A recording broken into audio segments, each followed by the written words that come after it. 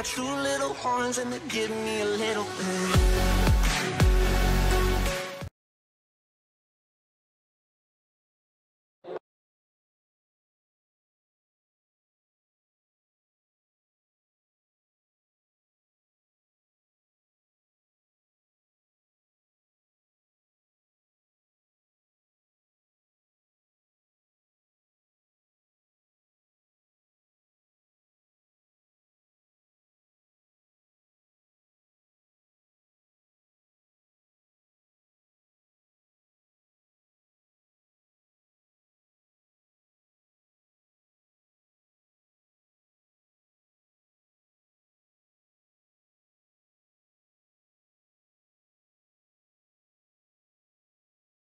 Fantastic play, jumps up and robs him of a base hit, and possibly the go-ahead run. Here's the play, they're going to lob it to home, and it gets down, and he's out at home. Here comes the run, play it third, and sight. This is hit hard, this is going to left field, this one is back, and it's out of here. Well, good day, sports fans. It's Wednesday night. Time for Super League Baseball Adelaide. You're looking live at Active Display Stadium in West Beach as Spacequake Sports brings you week 2 of this exciting new competition. This is where you'll see the cream of South Australian baseball talent, all in the one place, all on the one night. First up is the Dunmark Crushers, team of the week in our inaugural round after frying the Carps 7-1. Tonight they're up against the Clippers side who suffered a walk-off loss to the Wasps. That final play, the only time they trailed our match. My name's Phil Hurton, excited to be here once again, especially as I'm joined by baseball globetrotting coach Rob Hussey. Rob, what are you expecting tonight? Oh, expecting a little bit more from last week, a little more hitting. Hitters have had another extra week of SABL action, and now they're going to get into starting to hopefully get into the heat of summer approaching here. A little cool down here in West Beach tonight, but baseball's hot and we're ready to go. Alrighty, the Clippers are going to be up first at the plate. What's their starting lineup, Rob? Starting lineup, there's going to be import Dylan Brammer leading off, two-time Caps medal little at shortstop, followed by A.C. Carter, the catcher, first baseman Terrell Joyce, and center fielder Yvonne LeBlanc are the top four. Local two-run home run hitter of the week, Dylan Ridding in right field, Luke Rackenbrandt the DH, Sam McGarry at second base, Dalton Probert at third, and rounded out by Griff Weber in left field this evening. Crushers starting lineup, Anthony Herrera starts off at third base, Josh Cakebread batting 2, he's at second, Landon Hernandez behind the plate at 3, in the far hole, Ben Andrews at first base, Jeremy Creswell shortstop at 5, at 6 the home run hitter, Todd McDonald, the designated hitter tonight, Nick Talbot at right, batting 7, Charlie Ashcroft starting in left for the first time this season, he's batting 8, and 9 it's Matt Hutchings. Their starting pitcher will be Geordie Gross. But right now, Dylan Brammer is about ready to go. Gross to the plate. Two teams that easily could have been both winners last week. Rob, your prediction in 30 seconds. The Dunmark Crushers pitchers are going to have to keep the ball down out of the power hitting alleys for the Clippers. Well, we are set to rock and roll. Round 2 of Super League Baseball Adelaide. The Dunmark Crushers in the purple. The Clippers are in the blue. Gross will wind up, put one up high, and we'll start off with a first offering ball. Geordie Gross's first start in the Super League. He threw 2 quality innings last time out, striking out one hit only.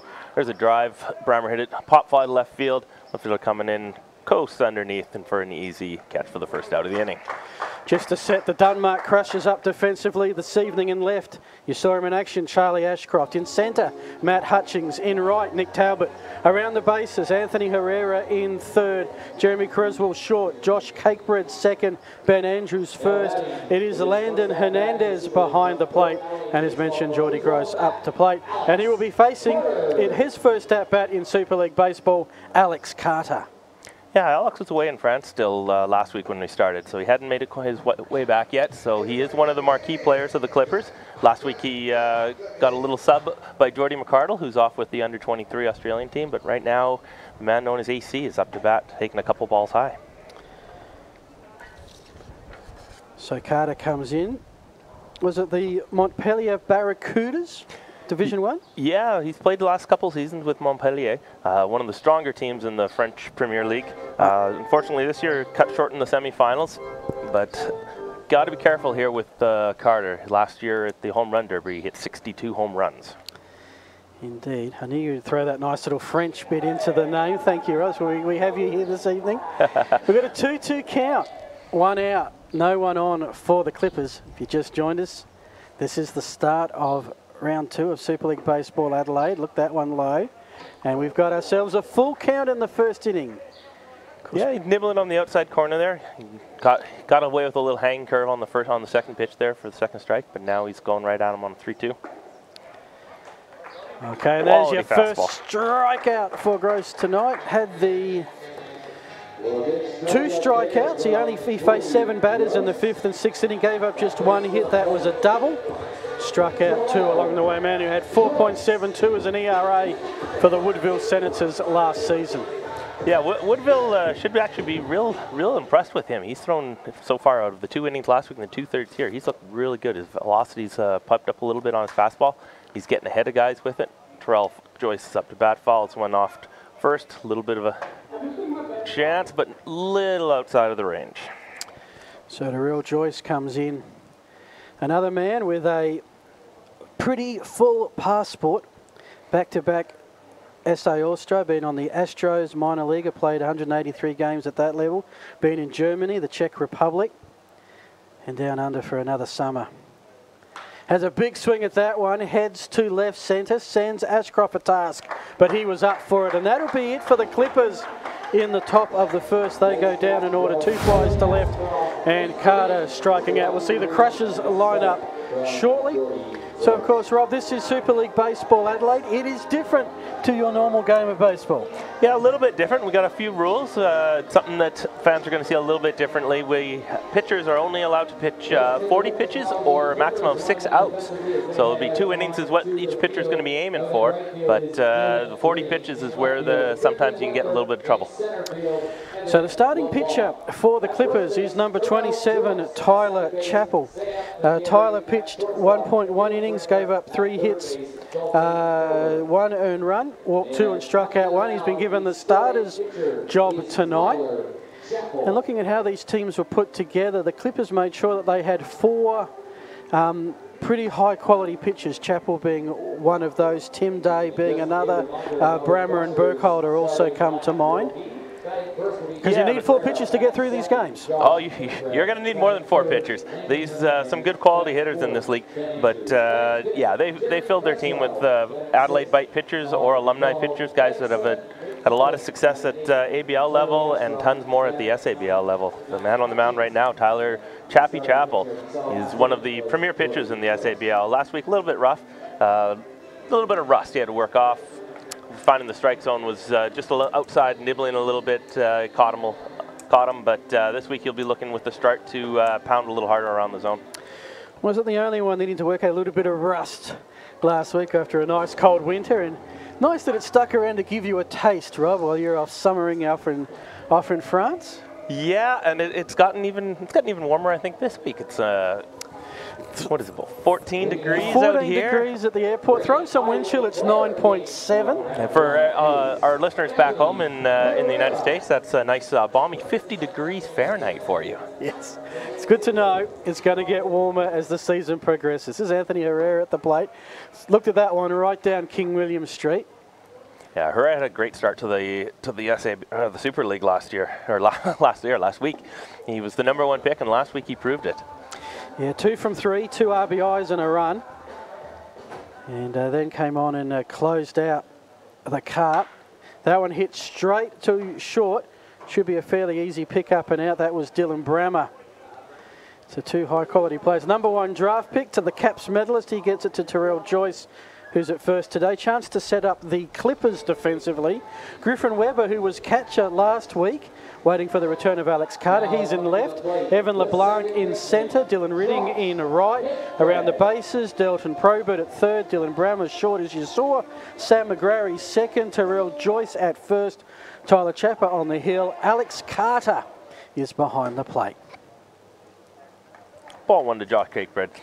in the 2-hole here. He's one of the veterans of Adelaide baseball, alumni of the Adelaide Bite, even played last year. But career hitter in the SABL, multiple caps, and last year he hit .331 in 116 at-bats, 4 home runs, 18 RBIs, and 10 for 11 in stolen bases. So a little dribbler down to first, Terrell Joyce up with it, nice and easy, makes the play himself, and we got 2 out to start the inning. 2 grounders to start us off. So don't forget, folks, if you've got any questions, find us on the YouTube feed. We've got the chat up. We'd love to interact. Tell us where you're watching from. If you're a Dodgers fan, I'll allow you to gloat for about an hour after an extraordinary NLCS game today.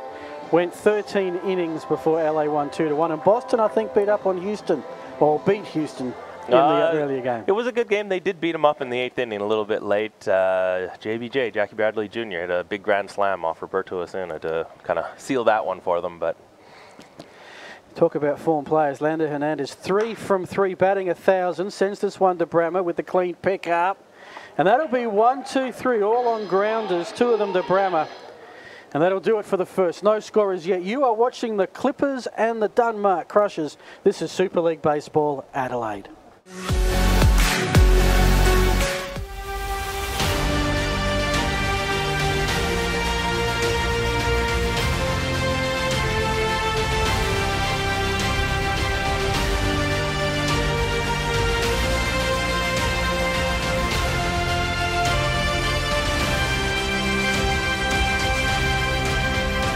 Got 2 little horns and they give me a little bit. Welcome back, folks. Super League Baseball Adelaide, your place to be Wednesday night over the next, what do we got? 10 weeks, 9 minor rounds, then 2 weeks of finals. And we've got doubleheaders starting 6 o'clock and 8:30 Adelaide time. You can work out the conversion from there. No score here, top of the first. The Crushers last week, very impressive. Down in the cup, 7-1. 7 individual run scorers. They pitched evenly throughout. Cup got a few on, left a few stranded. And when you had guys like Herrera and Hernandez hitting well, it gave them a really strong start. But the Clippers have held him in check so far. Yeah, it's been a nice, quick, easy inning for Tyler Chappell. A 6-pitch inning. Can't do much more than that. He got ahead of everybody and got a couple little ground balls. Little 6-3s over there for his Caps middle shortstop. Well, if he goes at 6 pitches an inning for both innings, he would have thrown probably more warm-up pitches than any in anger by the time he's done after 2. Yeah, the new rules in baseball, and they're in the Super League here. You get 2 minutes in between innings. So in that time, a pitcher can throw as many pitches as he wants or as least. So if you want to throw 1, you can, but stay a little warm tonight. Chappell was firing a few pellets up there, and he probably threw more than the 6 that he needed to get out of the inning. Well, it's LeBlanc, Ridding and Rackenbrandt, the 3 coming up for the Clippers. Gross retired the first 3 in order. Can he go through the full 6? Yeah, he's got some power coming up. He's got the former 23rd overall draft, 23rd round pick, Evan LeBlanc, up. Fouls one off back. We got 3 guys that all got a lot of power. Evan LeBlanc hit 2 home runs the first week. Dylan Ridding hit 2 this past week in the SABL. Luke Rackenbrandt for years has been one of the power hitters down in Port Adelaide. Yep. Averages 383, slugged 682, and you can see why as that takes off into the stratosphere, but foul. Yeah, jump ahead 0-2, fouled off a couple balls, changing his timing. That'll change up, just got it a little up and left him ahead, but he doesn't want to leave it there again. He's going to probably look for something low and away, buried deep in the dirt here. Just change that height. Puts that one right to be hit. That is going to be fair, and there's a home run. It was all a case of where it landed because that was going over the fence. And there's your first home run for the Clippers. They take a 1-0 lead. Yeah, there's a no-doubter by Evan LeBlanc. You can tell Landon Hernandez wanted the fastball up. Fastball ended up right down the middle of the plate, and Evan LeBlanc jumped all over that one. So LeBlanc last season hit 7 home runs. That's his first and just the second in the Super League thus far. And for the first time in this competition, the Crushers find themselves trailing. Early days, top of the second, none out.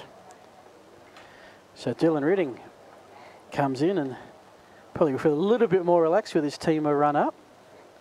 Yeah, he had a nice week this week in the SBL for starting their home opener. Hit, like I mentioned earlier, hit 2 home runs. Took it out on West Torrens, unfortunately for them, after struggling a little bit in last week in the Super League in his debut here. But last season he was an over 400 hitter, so very good hitter for the young Adelaide bite prospect. Put that to Cakebread, who was up to the task, got to the ground level through well, and that'll be a ground out to second. Yeah, Riding was 0 from 4 at Super League level, but did very well for his Sturt Saints. So Luke Rackenbrandt comes to the plate now, designated hitter from Port Adelaide. Picked up in the 10th round, which was a bit surprising. Played in back-to-back grand finals. DH last week, he sacrificed one, got him an RBI, 0 for 2 in the averages. He wastes no time, has a swing of that one. Goes down 0-1 in the count. Yeah, big swing there. He saw the big swing from his teammate earlier. Figured he'd follow it up with one of himself here. So grows the stretch. That one gets a bit of chalk. Evens the count up. 1 out. 1-1. 1-0 ball game. Coming up shortly, we'll have the first of our special guests. Rob's got his interview questions all set to go. Fastball inside there. He attacked him there, but after the home run, been pitching a little timid here. He's got to go right after these hitters again. Something a young pitcher has to learn to just shake that off. It's early in the game and just go right at batters again. 2-2 count. 1 out. Clippers looking to add to their 1-0 lead. Top of the second of the first game of week 2 as that one is put up high. It's playable for Cakebread.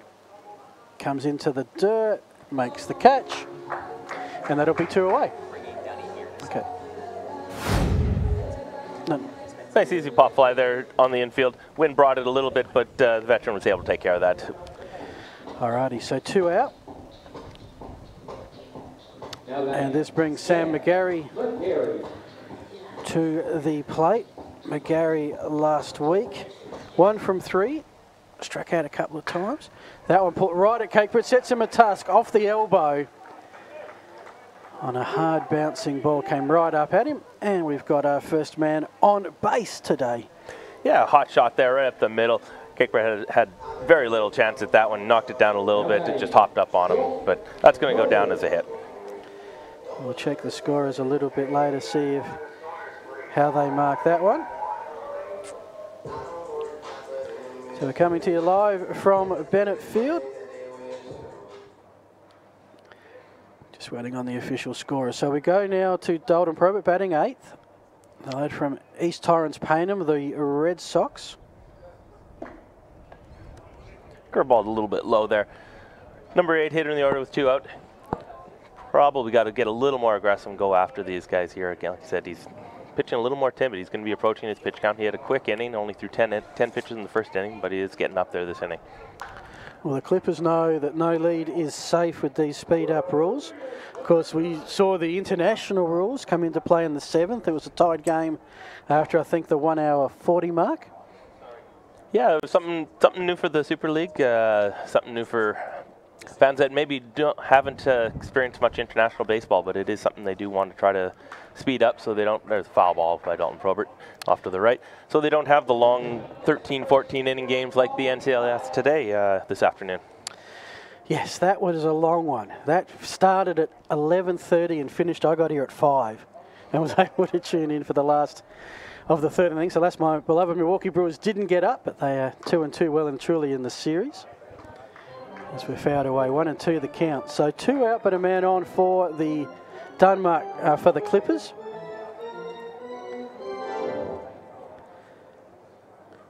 Probert 1 from 2 last week, a double. Also got hit by a pitch along the way. So truly got a souvenir from the first week. And he will strike out. That'll be second strikeout. That'll do it for Gross, but not before he gives up a home run. And we'll be back very shortly. We've got ourselves a special guest. Be back in just a sec.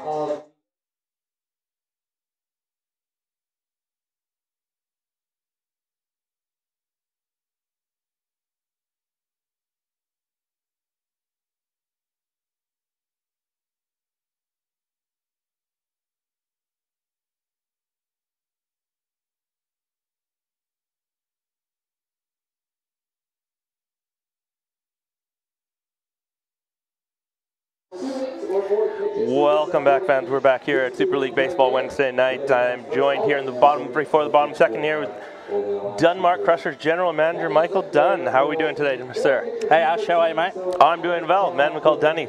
So you're the first general manager named in all of the Super League teams. Congratulations with that. Tell the fans a little bit how your team came about. What was your process of choosing players that you wanted?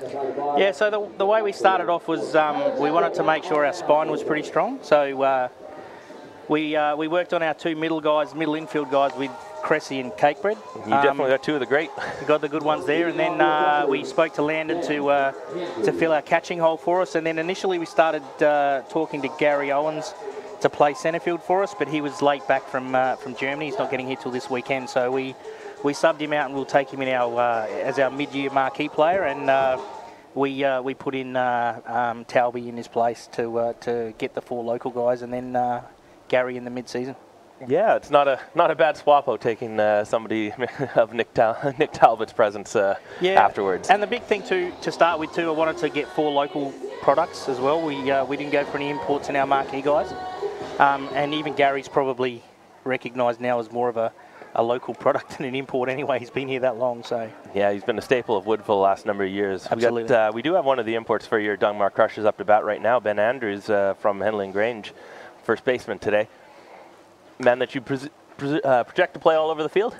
Yeah, he's a corner infielder. Probably do a little bit of pitching for Henley. We're pretty deep in our pitching, so we probably won't use him unless we really, really needed to.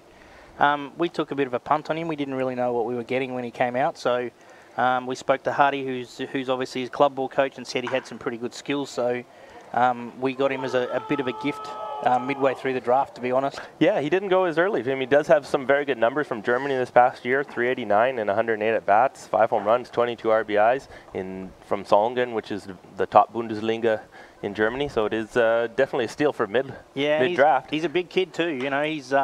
There's a drive that he hits to left field. That ball's going to carry up in the wind. Left field goes up, and that ball's out of here. Home run at Ben Andrews. And there you go. That probably proves the point right there. Huh? There's the power that you were talking about. So, speaking of the draft, how'd your plan go for the draft? It was held at the Highway, yep. And you guys had 17 rounds. Correct. And was there a plan going into it for how you were going to go about? Originally, the plan was with having the first pick, we wanted to pick the best player. We thought we'd go through and let's say we'll pick the best player in the competition, who we thought would be the best player, not specifically a position. We'll pick the best player and then work out where we're going to play him. So we narrowed it down to two. We had Herrera, and we also, the other top pick that we were looking at was Todd McDonald, the guy that we're getting to come down to play for the Bite from Brisbane. So we didn't know whether we'd go one way or the other, but we decided Herrera would be a double option because he'd pitch probably a bit more than Todd. And then we got lucky anyway because Todd didn't go in the first round, and we got him at 8 as well. So we got our first two picks. I see them both on your roster here. Yeah. And here's one of your cornerstone middle infielders, Jeremy Craswell, up to bat here. Craswell pop fly ball into right field. Gary tracks it in foul territory. Nice over-the-shoulder catch for the first out of the inning.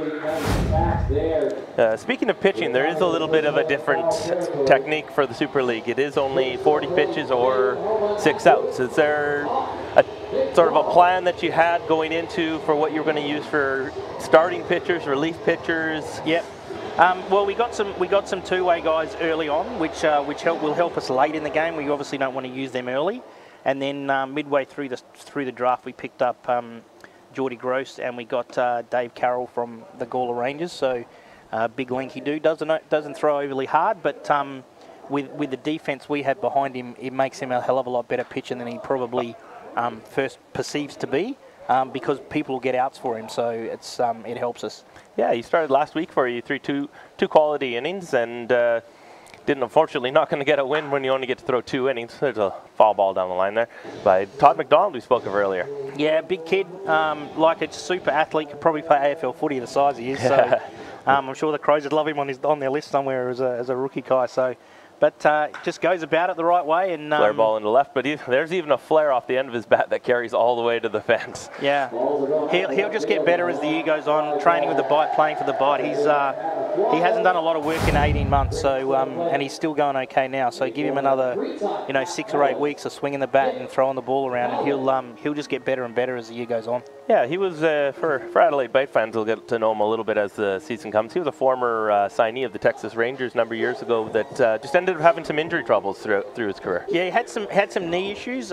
He's pretty wiry, so it doesn't take much for those sort of builds to get some soft tissue injuries as well. So we're just sort of just taking our time with him, doing what we need to do, making sure he's fit, going about it the right way, and as I said, he'll just get better and better as the year goes on. Well, line drive by Talbot down the left. Doesn't take big turn at first. Won't try the arm there. A little bit of the veteran leadership in Nick Talbot. You talked about getting Marquis as a replacement. What draws you to the Super League? Being an assistant coach with the Adelaide Bite, you don't really get much time away from that to participate in coaching staffs with some of the SABL teams. Yep. What draws you to being involved with the Super League? I mean, we set the Super League up pretty similar to what they used to do in the old days when we were playing the night ball they used to have. So that was the concept of it, but also giving the guys a better competition than playing state league baseball, and then being able to go to the next step to either play in your national titles for your kids tournaments, or finding a diamond in the rough that could take it to the next level and go to the Bite, where they probably don't get that opportunity if they're just playing club ball because it's just too hard to go from one level to the next. So you get some quality pitching, you get some good at-bats, and if some guys can prove that they've got the stuff, they get an opportunity because they could go through this league to do that. Yeah, you mentioned the young guys. That was another unique aspect of the draft, as we talked about the marquee players, the 17 round, but there was also a specific rookie for each team. How did you go about choosing yours? Scotty Gladson had a lot of say in us getting Lagarde. He's a Kensington kid, big kid too. He's 15, but a big kid. So, but just good work ethic, goes about it the right way, and he's out here to learn as much as he can from the older guys, and he'll have plenty of time in 2 or 3 or 4 years' time when he'll get his opportunity to play at this level. Yeah, I've seen him and some of the other. Oh, we have a balk called here on Tyler Chappell. Looked like he started and stopped and got caught by the umpire on that one there. Chappell's 5-pitch walk last batter. He's struggling a little bit to find the zone after a very quick first inning here. He's looking to get in and get out of this inning here.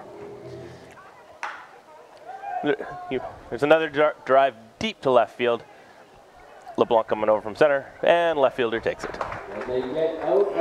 Well, I'm sure we'll get a chance to talk to you again, and we'll get you out a few times throughout the year, sure. Dunny. Thanks for coming out and sitting with us this inning, and good luck this season with the Dunmar Crushers. No worries, mate. See you soon.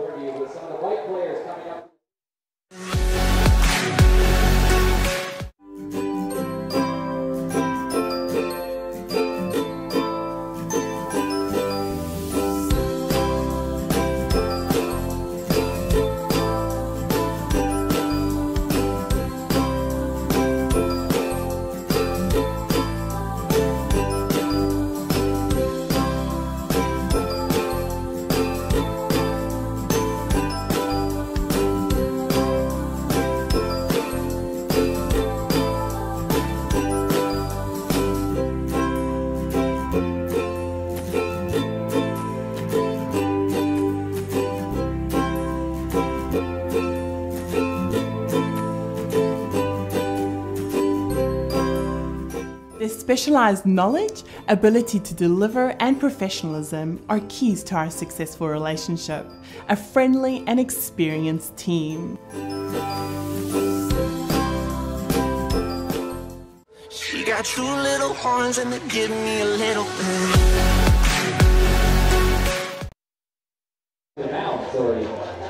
Welcome back. To the bottom of the second we go, and it's a Wojtek call to the bullpen. In fact, it's the top of the third. That would be wide, and it is Dave Carroll coming in. So thanks to Michael Dunn for joining us. Something we hope to do through the Super League is have guests up to chat about all things baseball in South Australia, and Dunny, a pretty good choice, given he was one of the first general managers over 300 games in the original ABL Giants MVP League All-Star. Not much of South Australian baseball he has not seen or done. Yeah, definitely good to have the first general manager up here, talk a little bit, inform the fans about sort of the strategy that some of the coaches and general managers had going into this first inaugural season. Griff Webber's at the plate, to be followed by Dylan Brammer and Alex Carter. Carroll now coming in, the starter last week. For Geordie Gross, a pretty good 2 innings, bar the one pitch that he hung up and was clobbered over the fence, way deep in left. Yeah, he got way up on Evan LeBlanc on that one and just hung a pitch that he didn't get it up as much as he wanted and was paid for it. But as a young pitcher, he'll learn a little more. Carroll's going after that outside corner. One of the players that we talked about with Michael Dunn, one of the guys they were looking at and hoping to get is Dave Carroll. He went to the University of Maryland. He's out pitching with the Gawler Rangers, and he's coaching and got their first win in Div 2 a couple weeks ago. Yep. And he's been, they love him there. I was out there this past weekend with the local club, and he's got all the different levels he's coaching, and they definitely love his baseball education. 2-2 the count, fouled away. Yes, so spent some time at the Terrapins, University of Maryland, born in Kusel, Germany. Spent a lot of time in Las Vegas, Maryland, you always say Czechoslovakia, that's the Czech Republic.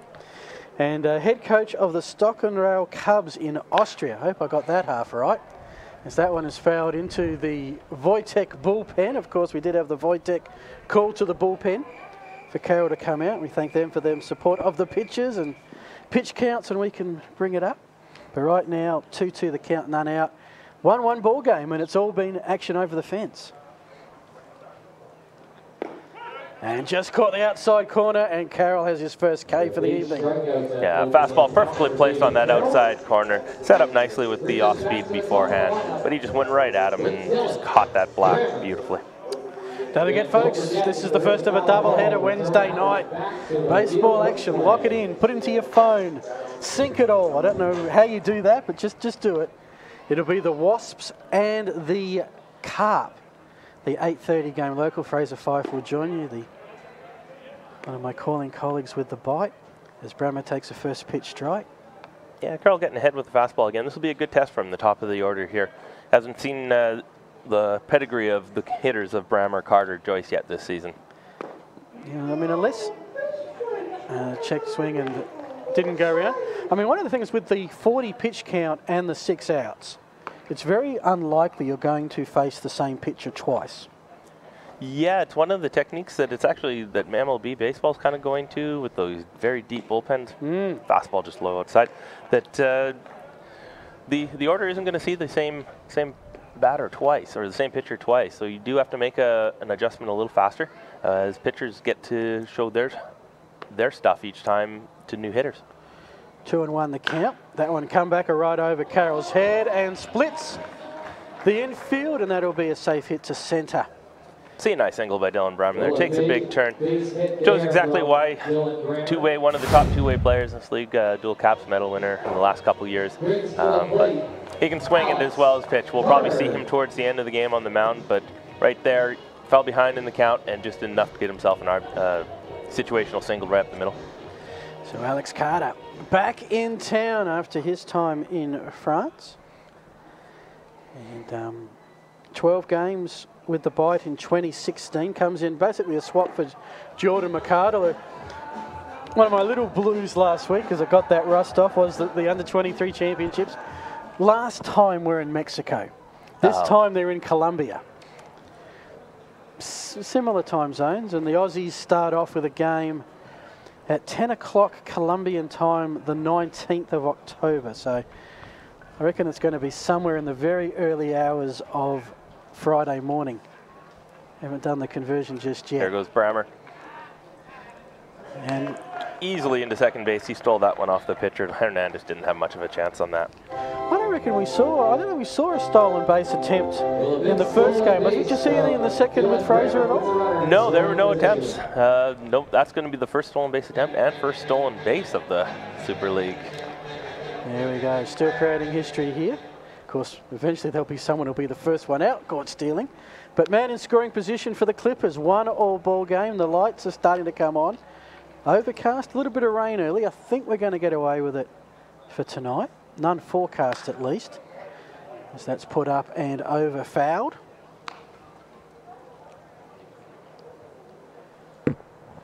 Yeah, we're Brammer bouncing away at second base there. Carroll's paying a little more attention to him now. Carter's going to look to get himself something to drive deep, at least move him over to third base. Reminder, say good day on the live chat. Let us know where you're watching, what you're thinking. As that one is clobbered to left, which seems to be the place, and that is fair. That's going to bring a run. Brammer will score pretty easily, and it's going to be an out because Carter was ambitious. And in the end, it was a pretty good play out there by Charlie Ashcroft to pick up the ball in that corner. Quite often, Rob, we'll see the ball sort of rotate around that fence, ricochet, but Ashcroft got it straight off the fence, straight into second. That was Carter out, but not before he batted in the run. Yeah, he scalded himself an RBI single down the line. He was looking for the double, but great play by Ashcroft in left field. Came up, made a clear throw to his cutoff man, the shortstop, who relayed it to second base. Terrell Joyce comes to the plate. 2-1 Clippers. Waste no time putting that in the air. This will set Hernandez a task, sees it, and in the end decided not to do battle with the netting, and that will be a foul. Yeah, clouds have rolled in a little bit, wind's picking up a bit. The balls flying out to left field have carried quite well today, so right there you can see Landon Hernandez kind of camped under the ball and then had to quickly recover and just couldn't quite make it to all the way to the back of the backstop. So weather overcast, 14 degrees was the first pitch temperature. That is Celsius. Feels like it was 14 Fahrenheit. Not used to such cold weather here in Australia, especially for baseball. But the wind is proving, that's why we're all rugged up for the wind. 2 out, 1-1 count. Bases are empty as Joyce has a swing and missed that by a fair way. That was a good hook there by Carroll on the mound. Left it up and then it just darted right away. Joyce tried to drive a ball, tried to get the hanger, but it then disappeared from him. Joyce looking for his first hit, sees that one go low. He was 0 for 2, walked once, struck out once last week. He pitches, he hits. 31 RBI, slugging 757 for the Saints of Sturt last year. You know you're going well when you're slugging in the 700s. Yeah, this is a man that can hit. He's looking to hit a ball deep. This past year, he helped lead the Ostrava Arrows to the championship in the Czech Republic. He hit 421 in 170 at-bats with 29 home runs. 29 home, what's that? 29 from 170, that's almost 1 in 5. 1 in 5, 1 in 6. It's pretty much won a game for him. Yeah. And could be one there. I think that's going foul. Definitely at the home run distance. A hanging curveball that he got the bat head out and round on, and it just hooked it a little bit foul to the left. That's the problem. You almost have to aim him for left centre and let the breeze and the hook take it around a bit. If you're aiming at the pole, you're going to miss it every time. And that time the bat goes to third, the ball goes to left. And jeez, I haven't seen a bat fly that far forward for quite some time, Rob. That almost made it out of the infield dirt. Yeah, right there you can see the power of Terrell Joyce. He got the ball in on the hands, fisted on and still singled a line drive into left field as Anthony Herrera, the third baseman, had to navigate the bat and the ball both coming at him at the same time. So Carroll here, the last 3 batters have clobbered it. Single to centre, a single to left that they ended up, Carter was out being ambitious at second, and another single to left. So they found a way to get bat on ball against Carroll as Evan LeBlanc, who hit the initial home run to get us started. He comes to the plate. Boring. Yeah, Clippers are flexing their muscle. We talked about them having one of the powerhouse hitting lineups, and they've showed it this inning with Brammer, Carter, Joyce, and now LeBlanc.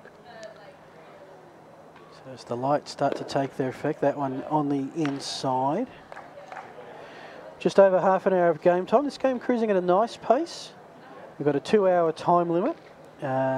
We got there pretty much bang on time in the first game last week. The second one, well, it got busy late, which meant we had to go to the speed rules early. Yeah, there was the first few innings of that last game, and it was these Clippers against the team we'll see next, the Wasps, both of them with very high-power offenses that were shut down by the pitchers, and there's no hits through the first 3-4 innings last week, but this week they've exploded a little bit here. 1-1. Blanc goes down low, and the ball went lower. Caught him swinging, 1-2. Usually when a player's down on a knee, it's not a good sign when they're trying to hit. No, he keeps filling the zone up with different speeds of his curveball. He's throwing it harder and slower. He's not using the fastball quite as much. He's going to come inside with one here, just under the hands of LeBlanc for ball 2. So it's a 1-run lead. Very gettable, as we've seen. One crack of the bat, already 2 over the fence tonight. And a couple come pretty close. That one is hit strong to centre. That sets a task for Hutchings, but he was up for it. Catches that pretty much on the warning track, and that will do it for the Clippers. We are 3.5 in. And it will be the Crushers up to bat.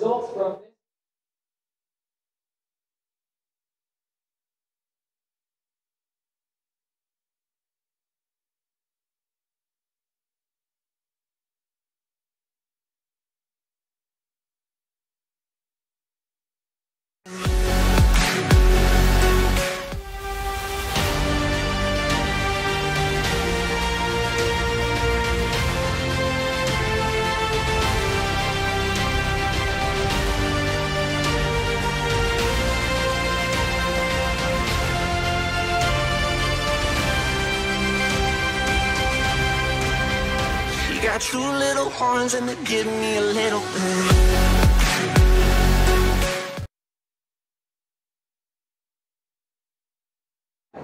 Welcome back, folks. Bottom of the 3rd, overcast night here in Adelaide.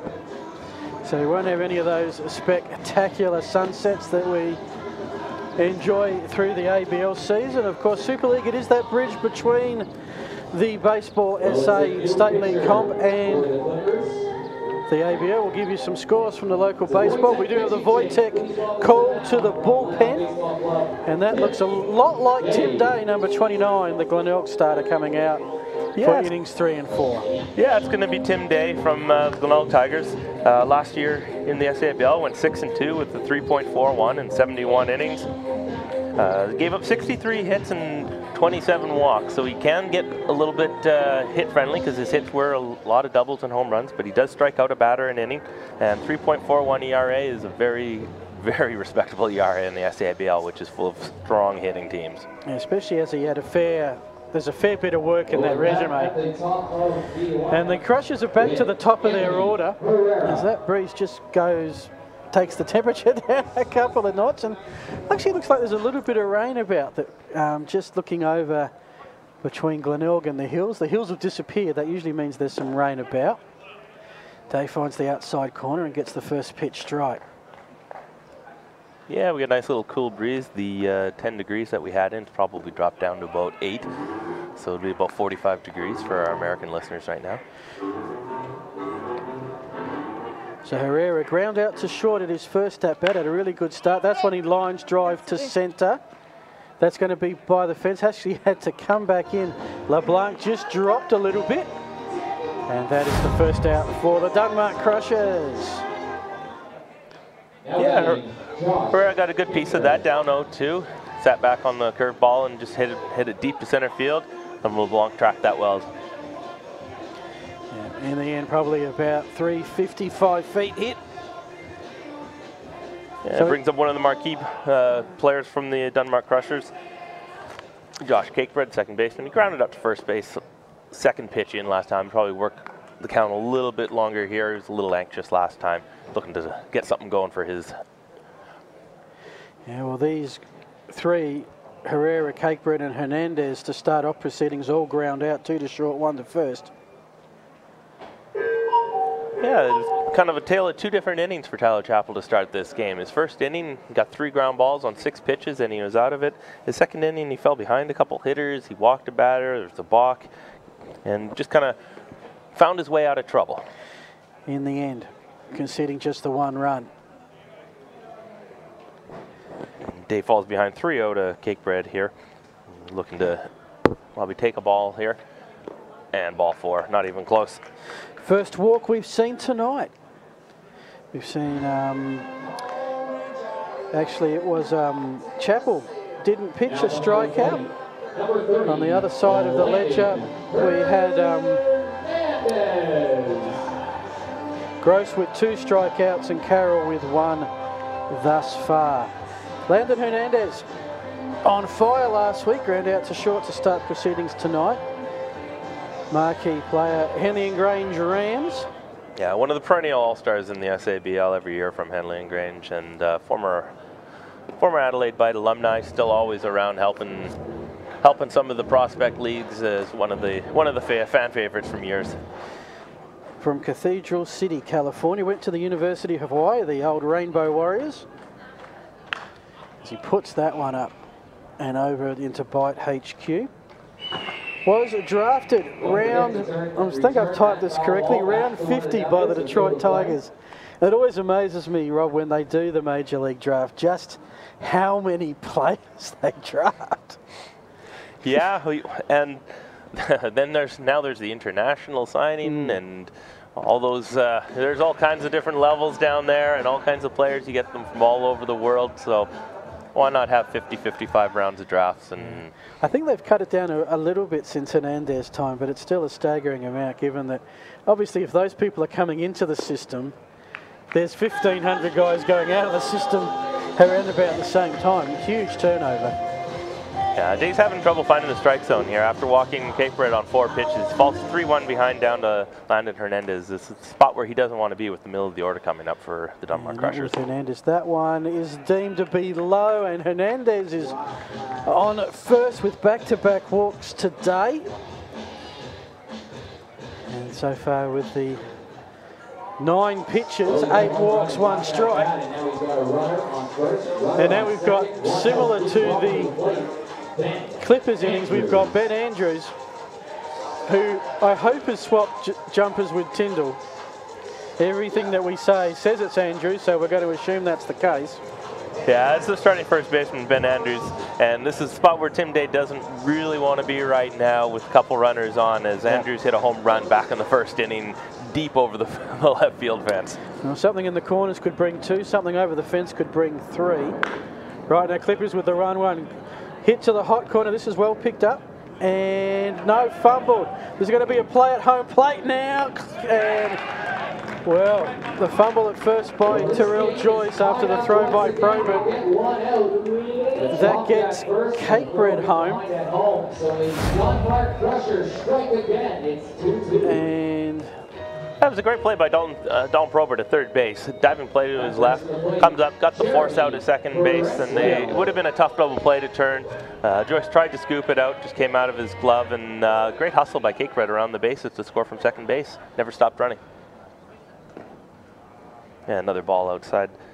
So I'll have to ask him, because there was a fair bit of carnage in all of that. We had the run scored, we had the out at second, we had the error, and a fielder's choice in there somewhere probably. But bottom line is we've got a tied ball game, 2-2. Crushers at the bottom of the third with 2 out and a man on first. That's Andrews.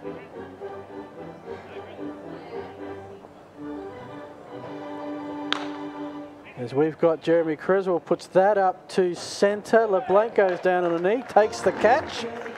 That'll do it for 3. Entertaining game so far. It's Clippers 2, Dunmore Crushers 2. This is Super League Baseball Adelaide.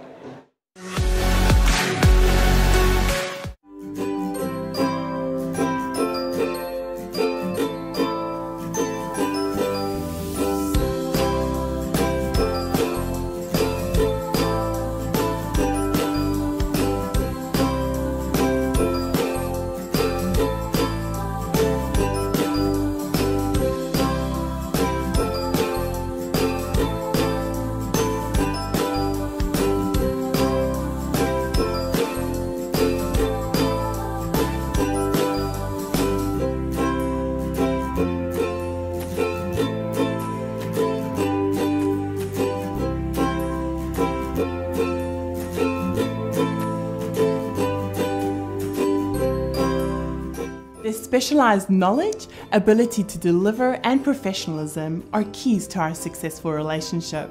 A friendly and experienced team. She got two little horns and they give me a little bit.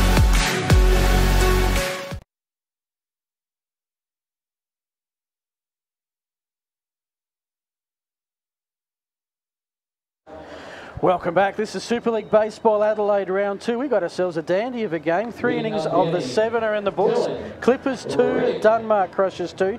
Coming up, Dylan Redding, Luke Rackenbrand and Sam McGarry. Joining me, coach of the Clippers, Chris Lawson. Chris, welcome to the booth. Thank you, general manager though. The coach is on the field. Oh, okay. So we've... Okay. That's all right. I'll put another $1 in the fine box from last week. I've got to ask you about what the different roles are.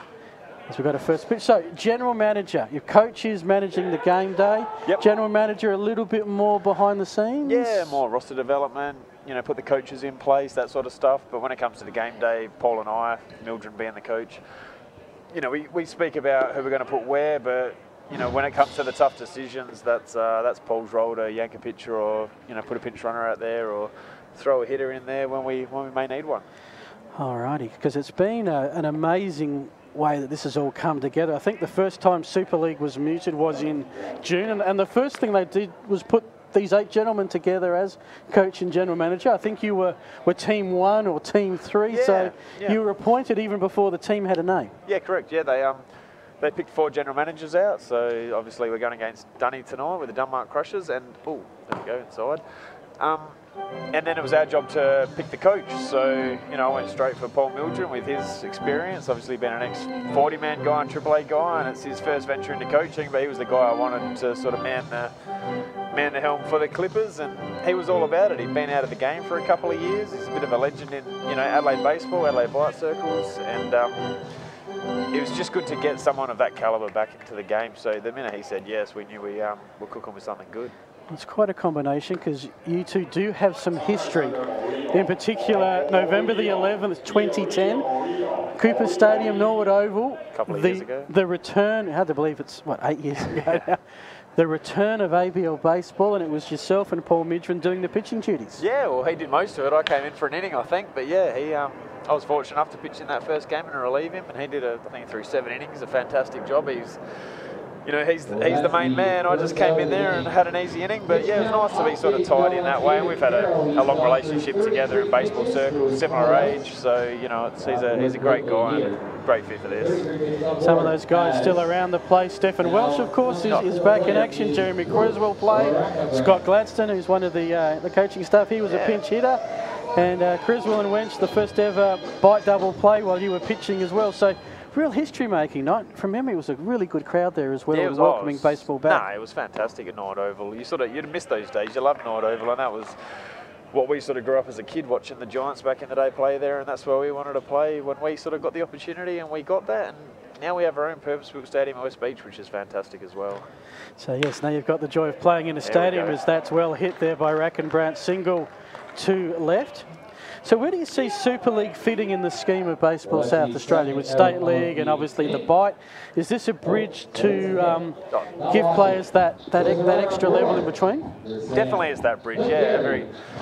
Every week these guys are going to face, you know, the better pitchers in the league, the better hitters in the league, and if they stand out in this league, it's going to give them that opportunity to play at a high level, being the ABL. So this is definitely a bridge, and from what you can see, well, you know, we're 1.5 weeks into this. It's good baseball. There's good players floating around on the field right here. You know, 1 through 9 of every lineup is tough. The arms you're rolling out there, arm after arm, is tough as well. So it's good caliber baseball, and it's local baseball. These guys are club affiliated, so it's, you know, there's that tie-in as well. So we had a Wojtek call to the bullpen. David Carroll's night is done, having gone the 4 outs. We'll find out who's coming in shortly. I'll lean to my mate Rob here to work all this out. We do miss the numbers on the front. It's always a commentator's best friend. And looking at the Clippers, just how they were set up, it looks like you went for 4 good arms early. Yeah, that was our tactic in the draft, was for arms. Unfortunately, the #1 draft pick, he hasn't landed in the country yet, being Chris Burkholder, but the word is he'll be coming in early next week, so we hope to unveil him next Wednesday night.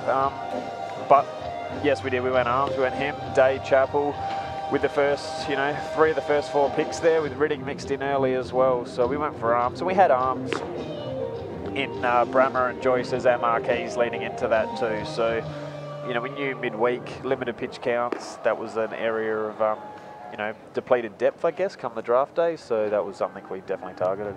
And it'll be a season of contrast, because right now there's no ABL and there's guys coming back from overseas.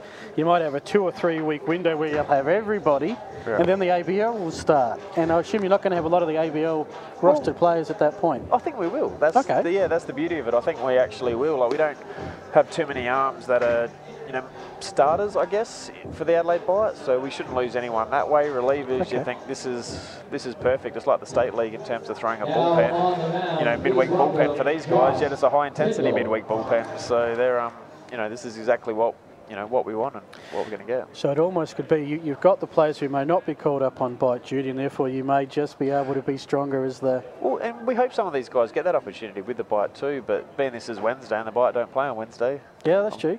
Presuming these guys still were all out here on a Wednesday. Got to get used to the fact that baseball can be a 7-day game. Yeah, in America they play every day of the week, right? So, yeah. All right, so we've got Sam McGarry up. He's got a man on first. New pitcher on the hill. And now in right field, please welcome development player. So is there a player, you obviously got the veterans in the arms, is there a youngster that you've set your eye on that you've drafted that you're going to look forward to developing over the next few weeks? Ridding was one we targeted early, and we took him in the 2nd round, and I actually had a bit to do with Ridding and McGarry and McArdle probably about 8 years ago, 7, 8 years ago in terms of under-16 state teams. So some of these guys, I was helping to coach 8 years ago that are out here now in their early 20s. And he's, Dylan Ridding batted 400 in the state league last year, and this is the sort of level that you want to see him succeed in to get that opportunity with the bite, because he's a Mount Gambier native, I believe, just a big, strong kid that can absolutely crush the ball. He's an athlete, so we're hoping someone of that, that young caliber can compete out here and, sort of tear it up. Josh Tyndall is the new pitcher for the Crushers. Sturt guy indeed. Didn't play last week. Puts that one right at first. That hurt. Special comment from Chris Lawson. Just as it was looking good, Django, a really good play there. Hit it on the nose too. Ben Andrews, great diving play to end it. That'll do it for the Clippers in the 4th. Chris, thank you so much for your time. Thanks for having me. Good luck with the rest of the season. Cheers. Thank you. Thank you. This is Super League Baseball. It is 2-2 as we head to the bottom of the 4th.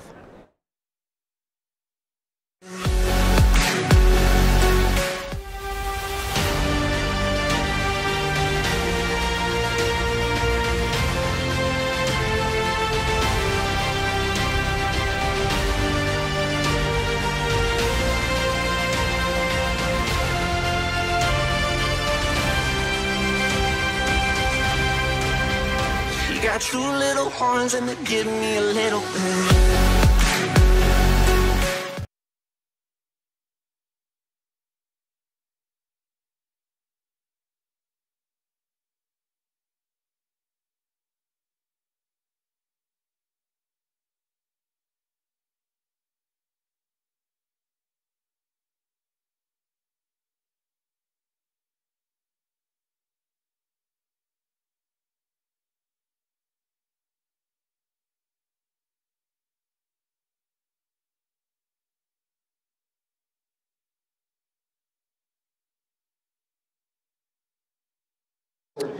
Welcome back, Phil Hurd and Robbie Shea. We are here for Super League Baseball Adelaide Week 2 in cool conditions here in the South Australian capital.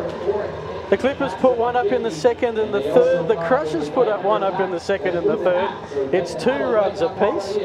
Right while I was having a chat there with Chris Lawson, did I miss anything of importance? Very nice play by Luke Rackenbrand at first base. Line drive, double play to end the inning. But otherwise, it was pretty uneventful. Great job by Josh Tyndall coming in relief and getting his team out of the inning. So Rackenbrand. Yeah. Okay. So we are back to the bottom of the 4th. I've got it being Creswell, McDonald, and, well, there's been a substitution for Nick Talbot in Blake McMillan. He'll get his first at-bat shortly. Is So that what? line driving to the right field there by Todd McDonald, power hitter. Creswell flew out to end the third inning. McDonald leads off this one here. Nick Talbot coming up here. He had a RBI or a single in the left field last inning. For the fans noticing, Nick Talbot came out of right field last inning, and Blake McMillan went into play. Yeah. The Super League does have one of the rules that's a little bit unique to baseball and such, is Talbot will be going in to pitch next.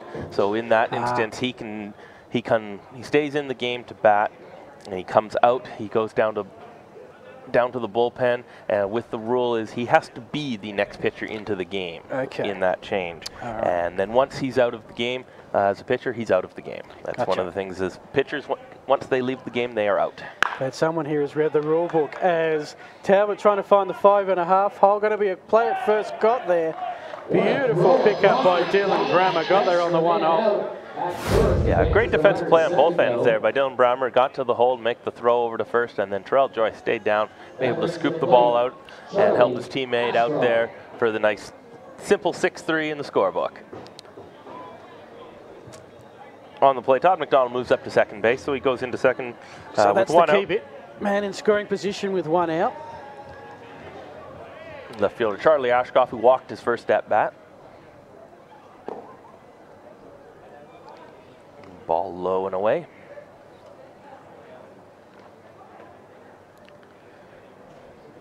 So Day now into his second inning of work. Seems to have found a little bit more of his target. Hasn't got a strikeout yet. A couple of walks started proceedings. Gets a strike there on the outside there. So 1-1 the count. Almost an hour into this one. We're 3.5 innings in, so we're bang on schedule. Yeah, we'll see if as the gets into the later innings, the coaches start slowing things down a little bit and see if it line drive. Look out into the Dunbar Crushers dugout there at the player scrambling as Charlie Ashkoff fouls one off. Yes, that just found the angle between over the top of the bar and under the roof of the dugout. So 1-2, 1 out. Man on second. The Crushers, that's the leading run at the moment. Comebacker got through Day, and everyone will advance. There'll be men on the corners, 1 out.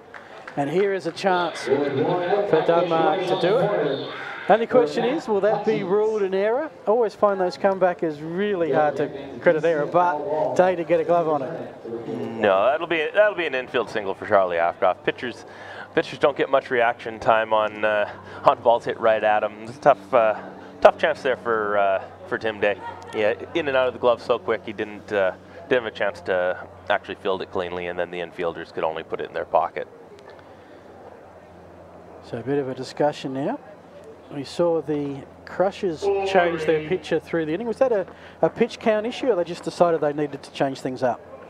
It could have been a little bit of both. I didn't have the exact number on David Carroll. He would have been approaching 40 pitches. He got his first outing last week. He was pretty clean, but this time he got beat up a little bit. He faced a little tougher lineup, and guys hit some balls harder, and he fell behind some counts. Probably got up close to there. But the move the coaches made was exactly what was needed as Josh Tyndall came in and got his out. Well, you're spot on, because it was ruled as a single to shortstop by our official scorers. Yeah, there wasn't going to be much of a chance. It would have been a tough error on a pitcher, and would have maybe had to go talk to the official scorer if he ruled that, because as a pitcher family, we don't let that kind of stuff go down.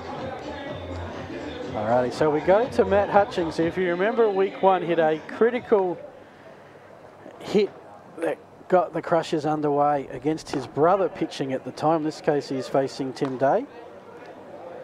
Yeah, last week we saw something that we haven't really alluded to much this week, and that's one of the nice things about Super League. You're going to see some teammate versus teammate and then brother versus brother action last week.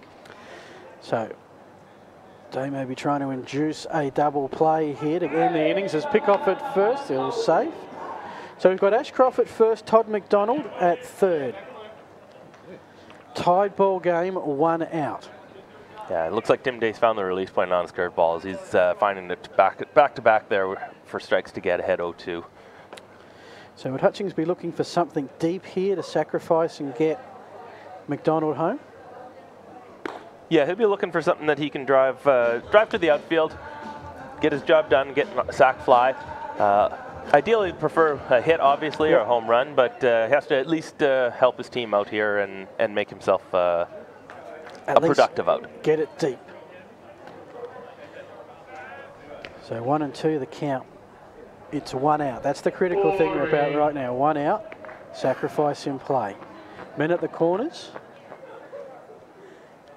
So I guess Hutchings will be trying to avoid something up the middle that might turn a double play. That one, 5.5 hole is the hit. That'll bring the run.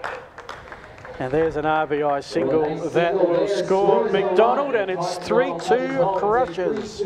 Yeah, perfect timing for the Denmark Crushers to bring out the steal as Dylan Brammer got caught taking a couple steps to cover the base for the steal attempt, and Matt Hutchings just hit it right through the hole that was left there. Yeah, can't put him everywhere. And with a man at second, you do have to on a second base a bit. Now we've got a... And that's just a conference call. So we're going to have a Wojtek call to the bullpen. That might be it for day, I would say. That's the second visit of the inning for the coaching staff, so it looks like we are going to the bullpen here again. Wojtek call. So this is where we go with the fun and games of working out who it is out there. Well, you can see there, I mean, pitcher and catcher shaking hands, introducing themselves, probably the first time they've seen each other. This is some of the fun of the Super League. Players that don't get to play together, just actually maybe even meeting first time on the mound. It looks like we got another Glenelg pitcher, Connor Hill, taking the mound. So Connor Hill was a hitter last week, pitched 2 innings. In the third and the fourth, gave up a hit, 3 strikeouts, no runs, hasn't had an ERA so far. And he'll be looking to curtail and leave the damage at just the 1 run. Meanwhile, we go to the top of the order for the Crushers. Herrera will be up for his 3rd at bat. Don't forget the later game, 8:30 start. It is the Wasps and the Carp. The Wasps, the walk-off winner last week. If there was a disappointing team from week 1, it probably was the Carp. Just the 1-1 blew out 7-1, but we know a day is a long time in baseball. Let's see how a week goes. Yeah, it's one of the nice things about the game of baseball. From at bat to at bat, game to game, you get to just kind of clean the slate and come back even stronger the next day. They've had a week to hopefully kind of get to know each other a little bit more and then come back. It's the first game of a 10-week season, I believe, that we're doing, and 1 game in the long run isn't going to make a big difference if you can get everything together for the next week. It is a 9 weeks of Wednesday night doubleheaders. Oh, 9, oh, gotcha. And then 2 weeks of finals. Oh, perfect. So, alas for me, I'm already away for the grand final. So, Rob, you're calling that one by yourself as we found that away. Fraser Fife will join us for the late game. And Rob, he's here all night. Oh, yeah. I got both games again. Well, Super League Baseball, I wouldn't miss this. We'd be lost without your expertise, mate. That's the reason why. Don't forget, folks, say good day. We'd love to see the chat. You can find us, that is. Right now, 3-2 ball game. Crushers. When that ball gets loose, you start to look up, but Ashcroft stayed where he is. So 2 men on for the Crushers. Hutchings is at first, Ashcroft is at second. Yeah, Hill came in last week and got his team out of a little bit of trouble spot. Coach Paul Mildred's looking for the same thing from him here this week. Lights on here at Bennett Field now. That one looks a nice little flare. This will be an interesting play at home. No, they're going to hold up. So, didn't want to test the arm of Dylan Redding. And that will be bases loaded now, and the first hit on the night for Herrera. It'll be a tight spot here for the young pitcher from Glenelg. He's got one of the veteran hitters of this league, Josh Craighead, coming up to bat, and you know he knows what to do. He's going to at least try to find something that he can hit deep. and if not, find a gap and try to empty the bases, because there's a lot of speed out there right now. Hill for the Tigers was picked up in round 9, draft pick 34. So sort of halfway in the 17-round draft pick. Can pitch, can play defensively. 23 games hitting and 38 innings pitched last year for the Tigers of the Bay. Right now he's got to deal with one of the veterans, Josh Cakebread. He ground out to first in the first innings and then was walked in the third, and he made his way around the bases, scored a run. Yeah, the veteran hit 331 last year for the Goodwood Indians of the SABL. He's going to be looking for a few RBIs here. Another great block by AC Carter behind the plate. Yeah, important, very, very important with a man at third. Keep that ball in front of you. Because if it gets away behind, it could be the steal at home. Right now it's a 3-2 lead in favour of the Crushers. They are threatening to blow this one wide open. Landon Hernandez is on deck. But right now he's got to deal with Cakebread. And it's a 3-1 count. Cakebread has got Hill exactly where he wants him. Yeah, see if he lets loose here, or if he tries to make him work for something. Fouled away.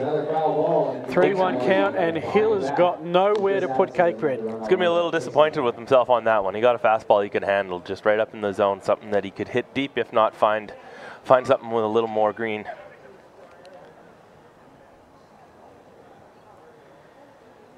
Here with the pitch. This one again fouled away.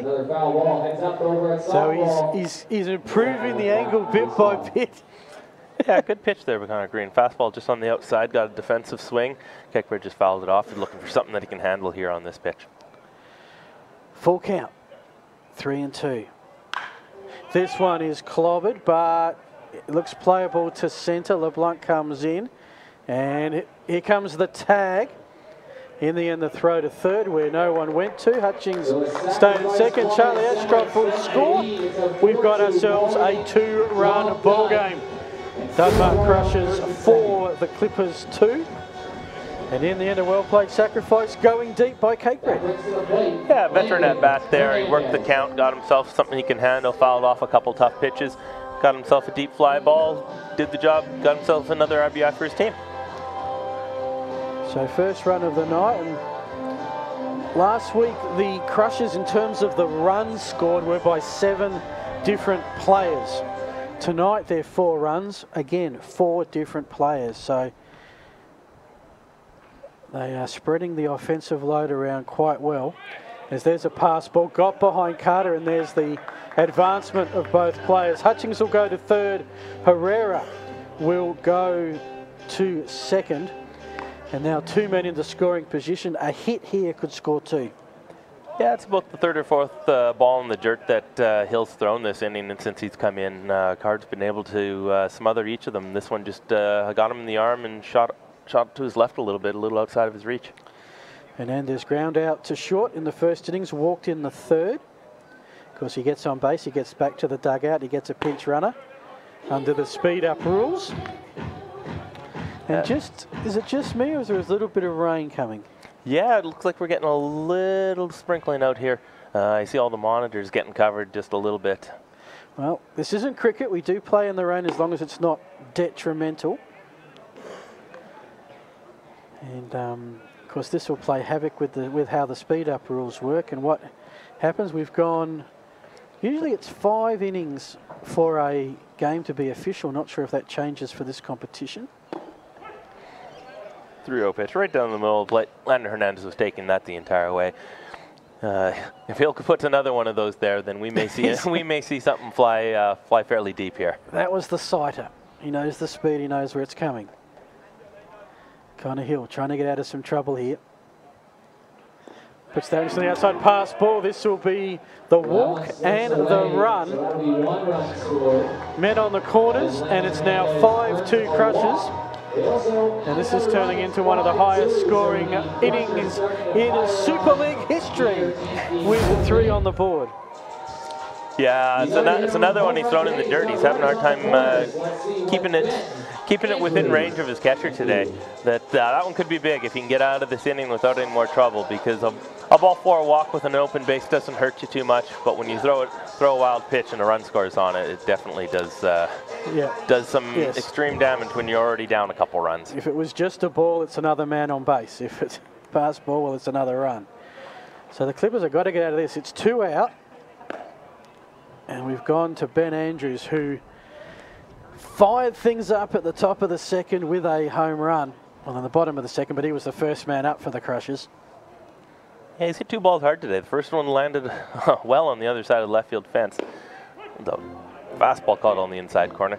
And the second one was fairly deep into left field, but Charlie Ashcroft was able to track it down. So we're 1-1 in the count with 2 out, men on corners. Denmark Crushers looking to extend their 3-run lead. Fouled off. We go to 1 and 2.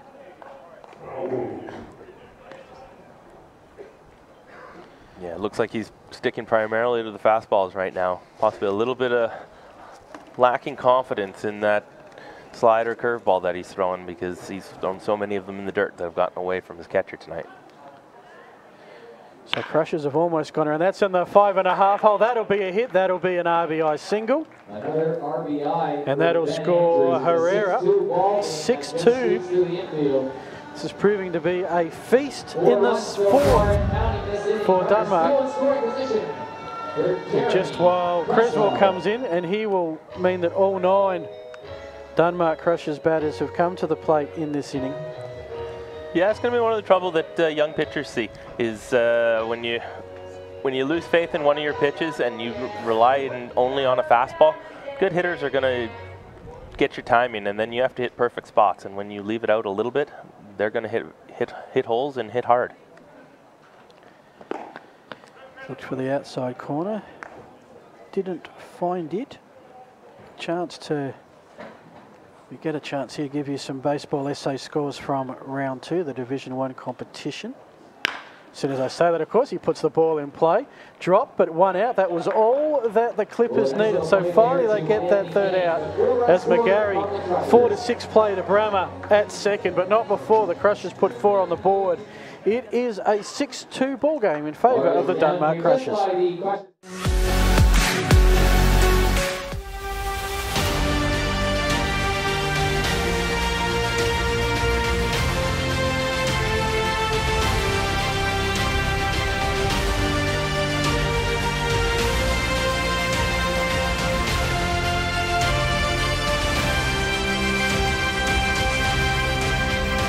Got 2 little horns and they give me a little bit.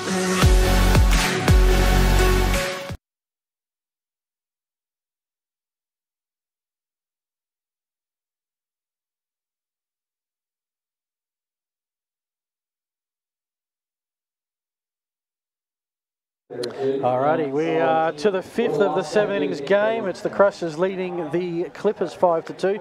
Some scores from round 2 of the Gridiron Baseball SA season. Goodwood defeated Woodville 6-1. Northern Districts, the Reds, getting up over Golden Grove, Central District 5-1. Sturt beat up on West Torrens big time 22-3. East Torrens beat Henley and Grange in a close one 7-6. Game of the day, Port Adelaide beat Glenelg 4-2, and Southern Districts beat Adelaide 9-3. Don't see Kensington. You have a week off, Rob? Yeah, we were lucky to have the bye this week, and I only say lucky because it was a little bit of a rainy, wet, rainy day. So we go to the 5th. We'll give you the week 3 schedule. Couple of key battles there as it's Probert at the plate. Looks at the first pitch, takes the strike. Probably the big one is going to be at the Weagle Oval. The Woodville Senators and the Adelaide Angels have both started Zippin 2. They would not want to start Zippin 3, but one of them will, as all of these games are 3 o'clock Sunday. Yeah, you always want to get that first run on the board. You want to get it out of the way as soon as possible. It relieves a little bit of pressure on the team and the chemistry. So getting up early in that game will be definitely on both teams' menu. So we've got a 1-2 count.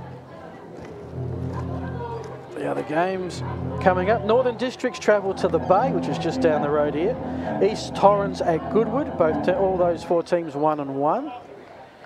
Port Adelaide 2-0, travel to Henley and Grange, just down Bartley Terrace there. Southern Districts hit the road for the first time to play the Cardinals of Kensington. That'll be a big game as that one is hit straight to third. Herrera's got that. It should be an easy first out. Final game, Golden Grove at West Torrens. The Eagles, always perennial contenders, have started zipping too. Still trying to find the registration plate of that truck that hit them last week. Yeah, they started off a little tough the first couple of weeks. Gave up a bunch of runs, lots of home runs. But like you said, perennial top of the ladder team. So I would expect them to put everything back together and be in the top 6 for the finals and at the end of the season this year again. Alrighty, Griff Webber, who struck out at his first at-bat. 1 out here, bases empty for the Clippers. Needing to find 4 runs to get back in this contest. In a little bit of a strange situation for them because the only time they trailed last week in the whole game was on the final play. Yeah, they had the success last week of having the lead, and then there's a high chopper to third base. Herrera comes up, makes a perfect throw over to first base. Great throw on the run. Here's his middle infielder history from college. Gets the second out. But yeah, they led the entire way and were cruising until about the 5th, 6th inning, and then in the 7th inning, when the international rules came in because of the time restraint, they scored at the top. But they gave up 2 in the bottom because the men are already on base there. And that rain is still just drizzling along. Nothing that's going to stop a contest at the moment. As we go back to the top of the order, and it's Dylan Brammer. A little bit of a rain. It's hit my laptop, which is amazing because we were in the middle of the back of the grandstand. Just shows, I guess, what the wind's doing. Yeah, I think we got a little bit of a crosswind blowing in from right field across to left field, so we're going foul pole to foul pole. Definitely going to left based on what we've seen with those hits tonight. Yeah, we've seen a few go up already, so we could see a few more in this later game when the ball just a little bit low. In the second game, when we do see the Wasps, which talked about before, they're another one of the teams like the Clippers who do have an extraordinary, powerful lineup. But so far, the Clippers in 2 games, there's another single by Dylan Brammer. Yeah, that's his back-to-back singles for the night. First one to centre, that one to left. He scored a run last time around. That was the Clippers' second and last run they've scored. So a couple of our sponsors. Black Chrome is the Super League Baseball Adelaide's official apparel provider and the most reliable baseball supplier in Australia. You can visit Black Chrome online and experience the exceptional quality, service and reliability for yourself. Go to blackchrome.com.au. Yeah, so far we've got 2 ground outs and a single here. Josh Tyndall's given up in his second inning of work. He's done exactly what you want out of a pitcher, especially a young pitcher. Once you give him the lead, up 6-2, just go and attack hitters. Just keep filling up the strike zone, go right at them, and he's doing the job exactly what his team needs. And I think Michael Dunn said it best when he was up here, that he's very happy with the way he's set up defensively, and he thinks that will really help the pitchers through the season. And look, they've been pretty clean. I mean, Cakebread Creswell in the middle of that infield, and Herrera, I mean, he's been sensational at the hot corner. Yeah, you got the two Cakebread and Creswell, which we talked before about them never being apart from each other, probably born at the hip up the middle. They know exactly what each other's doing there. Anthony Herrera, the import, was a middle infielder in college, and he slid over to third baseman. He's made some very nice plays the first 2 weeks of baseball here. So Carter is down 0-2 in the count here. Shows a bit of patience to see that one come off the plate. So 1-2. Terrell Joyce is on deck if they get to him. So it's 1-2. Crushes a strike away from ending the 5th without conceding a run. That one fouled by HQ. Yeah, you know, the Clippers right now, they're behind by 4 runs, but the part of the order they can do some damage with. So right now it's just going to be keep moving the line along and try to get something big out of one of their 4 or 5 hitters. And this one, Hernandez lost it, and looks like Brammer's going to steal 2. Although umpire says, I think you're going to go back. Well, a pass ball, so it's 2 outs. And head official saying, back to second you go. You only get 1 base on a pass ball. The runner will go back to second. Alex Carter's still at the bat. 2-2 count, 2 outs. Yeah, Dylan Brammer's looking for the extra base on this one here because the ball did go into the dugout and out of play, but it was off of the wild pitch. I think he was trying to. If Landon Hernandez had gone out there and kicked it out as he tried to pick it up, then he would have got the second base. But with it just going out of play off a wild pitch, you do just get the 1 base. I think Brammer was trying to make the case he'd already stolen second and he deserved the other one on the pass ball, but head official, head referee having none of that, a home plate umpire. Yeah, he is one of the faster runners in the SABL. He steals a number of bases every year. Last year he was 21 for 23, but I don't think he's that fast. Okay, here's our Richie, 2 out, 2 balls, 2 strikes. Means something is going to happen. And that's played to left. Ashcroft was there, sees that one foul. I wonder if he lost that. Yeah, it looks like he's playing right on the line and didn't have to go very far to make that play. But at the last second, he just kind of backed off, and it looks like he's talking to the center fielder about losing it in the light stand just to our right here. So it keeps the count at 2-2. This has been a long at bat for Carter. Yeah, he's battling away, he's fouling off some pitches. He's looking for something that he can just move it along to Terrell Joyce next. He knows he can't get it all back with 1 swing here, but he does want to get himself on base to set it up for his teammates. Outfield is definitely shifting left. And there's a pass ball, and Dylan Brammer will say, well, there's some justice. I was going to... Yeah, another wild pitch there by the young pitcher that Landon Hernandez had no chance on. That was a good foot or 2 wide of the plate even. He just kind of hooked it, came in, tried to overthrow a little bit and just bared down a little too hard. So Brammer is at 30, is the sole man on base at the moment. Clippers need some runs, trailing by 4 at the top of the 5th in a 7-inning contest. And again low, and again Hernandez keeps it in front of him and will tag out the strike. And that will do it. Clippers leave Brammer stranded at 3rd. They score no runs. Of course, one of the great sponsors of baseball in South Australia have been since day one of the Bite is SA Power Networks. They're proud to sponsor the Adelaide Bite and baseball in South Australia for yet another season. SA Power Networks are strong corporate citizens with a real connection to local communities through various groups, sports, organisation and community clubs. Please get involved and thank SA Power Networks for their continued support. They are the longest running sponsor in SA baseball.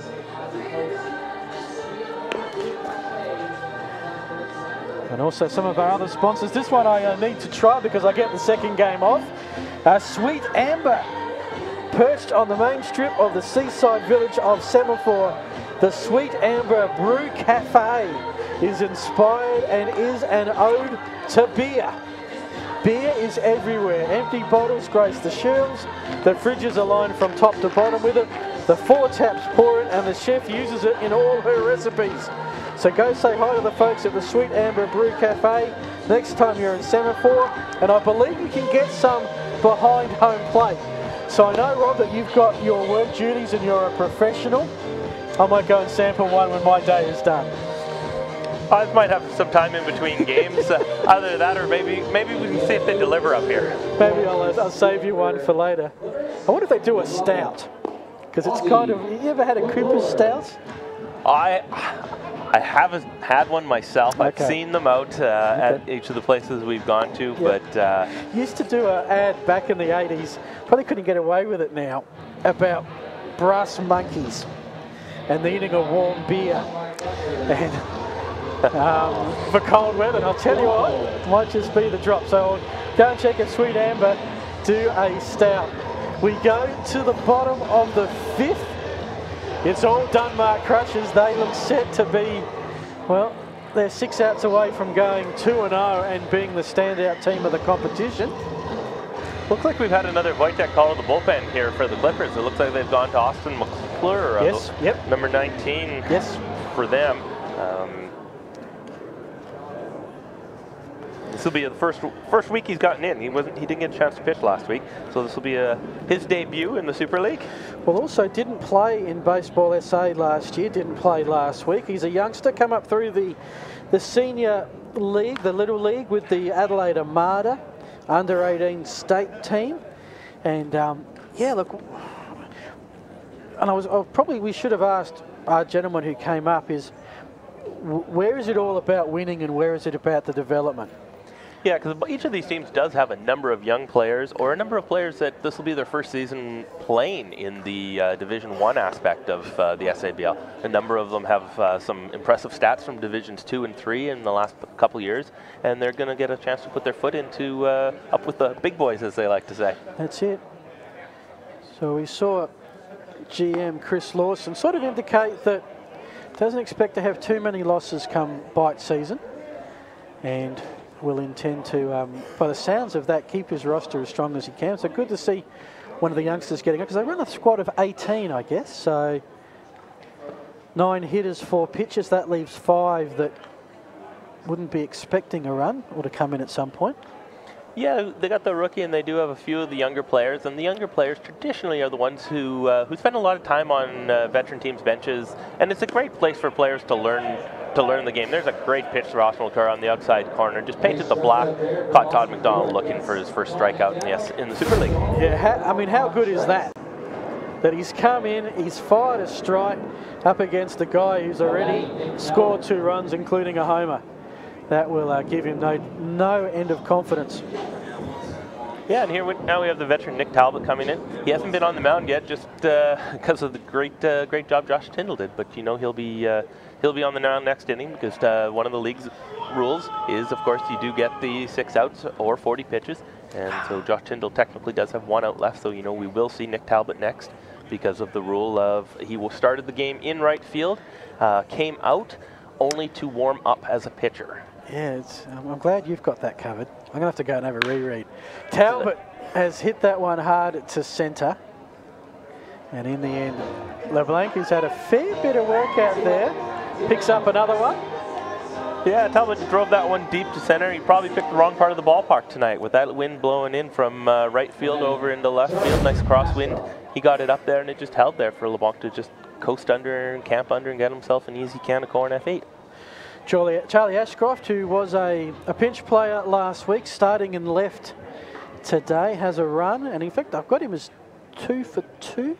He got a walk in the single. He walked his first at bat, and he got a little flare single this last time. So he's been on base both times at least. And his on-base percentage pretty good. 2 out, no one on. Crushes with the 4-run lead. Moment, as my colleague Fraser Fife would say, it's still slammable, looking to end that, but straight to Brammer off 1 step, and a really good pickup by Terrell Joyce. That would not have been easy, because he caught that pretty much in the dirt, and that'll do it. We are finished with 5. We'll go to the 6th. It is the Dunmark Crushers 6, the Clippers 2. You are watching Super League Baseball Adelaide.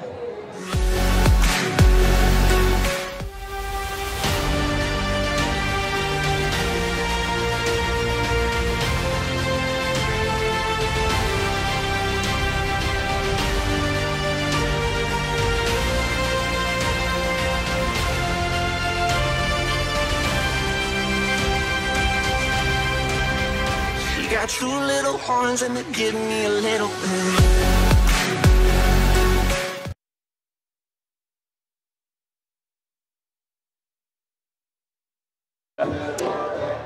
Voitech is a proud South Australian telecommunications company providing landline, high-speed internet and mobile phone services for business.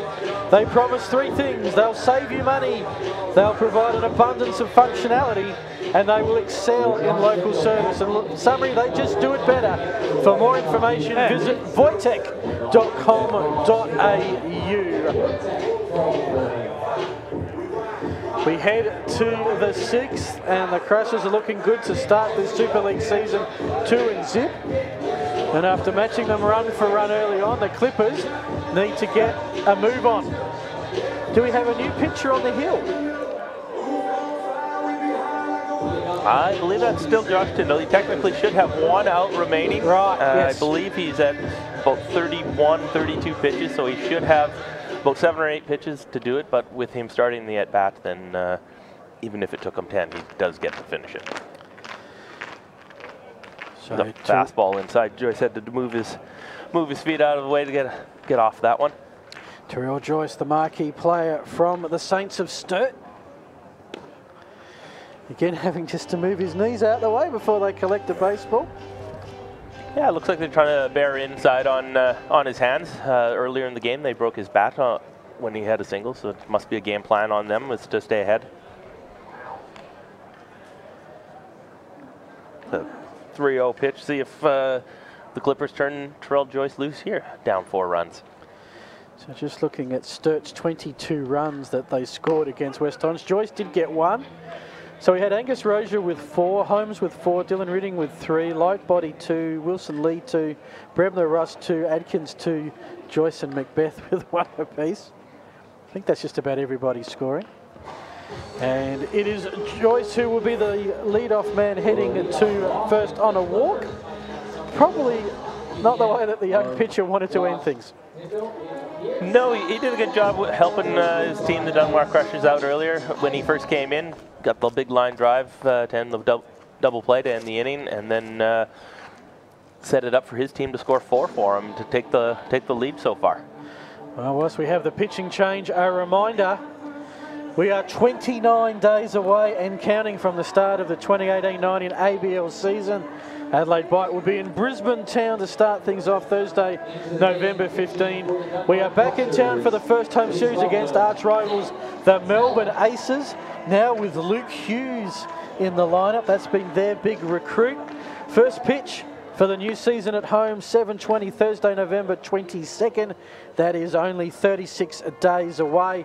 Games will be Friday night, Saturday night and 2 p.m. Sunday. One of 5 home series. We'll have Perth in town November 29 to December 2nd. The Canberra Cavalry are in town December 13 to 16.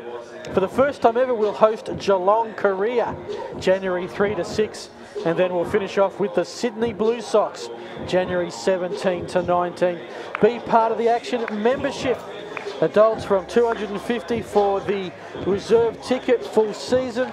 We've got general admission membership, concession membership, kids membership from just $20. You can also get a 10-game pack for $110 and a 4-game pack for $50. Most memberships include a personalised membership card, a lanyard, a sticker, members hat for some, discounts on merchandise and members experience invitations. It's going to be a huge season for the Australian Baseball League and your Adelaide Bite. Make sure that you are a part of it. Yeah, I definitely think the Adelaide Bite season, this upcoming one, is going to be a lot stronger than the past one. The young players, a lot of them got an extra year of baseball under their belt in North America, a little development game for some of the up-and-coming stars like Jordy McCardle and Curtis Mead, and then the recruits and some of the new players coming in. There's some guys that the fans don't know of, and they're going to like what they see out of them. Who's going to be this year's Greg Moselle, who just came out of nowhere? He's ended up a starting pitcher. Well, he started off playing for Glenelg, and he's been all over the country playing and all over the states. I don't think at the start, this time last year, he would ever dreamt that he would be in Japan pitching for Australia by season's end. And they are the stories. Players come from nowhere. Yeah, Greg had a great year last year. He's had his last couple of years have been really good, and he had a great year. He ended up being the Bite's #1, and he's excited and looking forward to getting back into everything. I know he just got back today, so he's he was in the Netherlands pitching in the honkball up there. He had a great year this past one, so he's excited to get back into Adelaide and get into the weather here and get himself going. Yeah, love to check out all the honkball stats that they have. And Luke Van Mil, unfortunately, off to Brisbane. He pitched in the Dutch League at an ERA under 1 for the season. He gave up 1 earned run all year in the Dutch League this year. Just staggering. We'll see him in Brisbane. He won't be coming back to Adelaide under the conference system. As LeBlanc finds the 5.5 hole despite the desperate efforts there of Creswell. And suddenly, here, Rob, is your chance for the Clippers. None out, 2 on. As Fraser Fife, our co-commentator, would say, it's slammable. It's getting there. The Clippers are starting to flex a little bit of muscle. They're finding holes with hard hit balls. And LeBlanc got enough of there, kind of just under the shortstop's glove.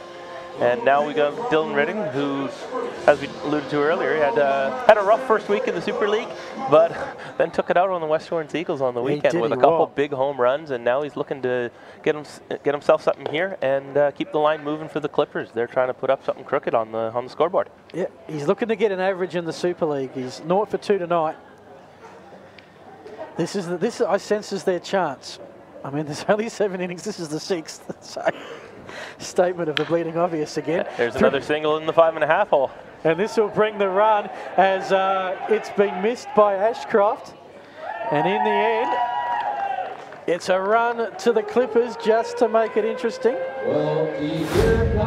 Yeah, RBI single there. Found himself the hole. Did exactly what his team needed. Left fielder bobbled it a little bit, but he probably wasn't going to have a real chance to throw him out. So he quickly composed himself, got it into his cutoff man, and kept the runs at first and second. No further damage done. So we've now got, just waiting for the score to, Rackenbrandt comes in. DH tonight, 1 for 2. Margin back to 3. He represents the tying run. Seen a couple go over the fence tonight. Rain has stopped, lights are on. I was about to say, the rain has stopped and the wind is kind of subdued a little bit, so it's a left-handed hitter, something hit out to right may actually get a little bit of carry to it now. And we see 75% of the home runs to that scoreboard side and right as there's a swing and a miss from Rackenbrandt. He goes down 0-2 in the count. So this is... Crushers of Nick Talbot up on the mound. Nick Talbot is coming. Finally come in from a couple innings getting ready because Tyndall did such a great job. Definitely another veteran of the SABL. Last year didn't do a lot of pitching. It was only 1-0, but he had a great 2.45 ERA. A little bit of shoulder problems last year, but he's back healthy and he's ready to go this year. And so far, a couple of his pitches just ground balls in perfect spots, and right now he's got that changeup that disappears. He'll be looking to close it. Herrera's there, I guess, in reserve. He was the closer for the 7th last week. But right now, this game at a very interesting point. Already a run is scored, and there is still no one out. The first 3 have got on. And if Rackenbrandt can put it over the fence, this is a tied ball game. Didn't even think about that one. We're very wide on the outside. So Darrell Joyce is at second. Evan LeBlanc is at first.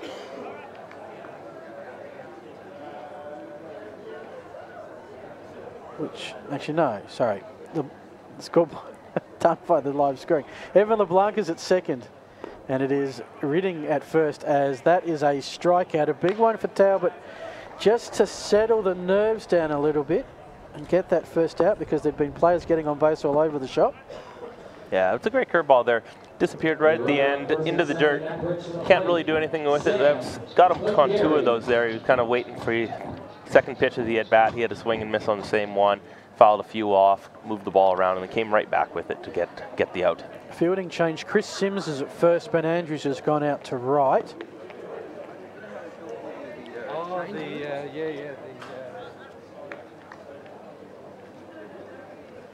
Of course, Talbot was in right. Blake McMillan, I think, was there for about 2 seconds in and out. Yeah, he was out there for maybe an out or a couple of innings, if that. But he didn't get to a bat, and he didn't have a ball hit his way, unfortunately for him. So not a bad place to spectate from. Get a good view. As we are with Sam McGarry, who reached on an error at his first at bat. There's a big pitch here for Talbot, falling 2-0. He wants to get something on the ground here. Doesn't do so. So 3-0 the count.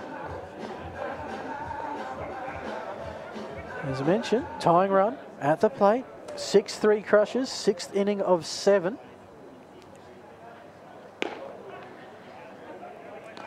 We're just starting to see the time tick up a little bit as well.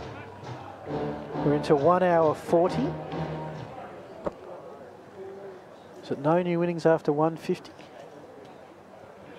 So this may if I've got that right, Rob, this may only go 6.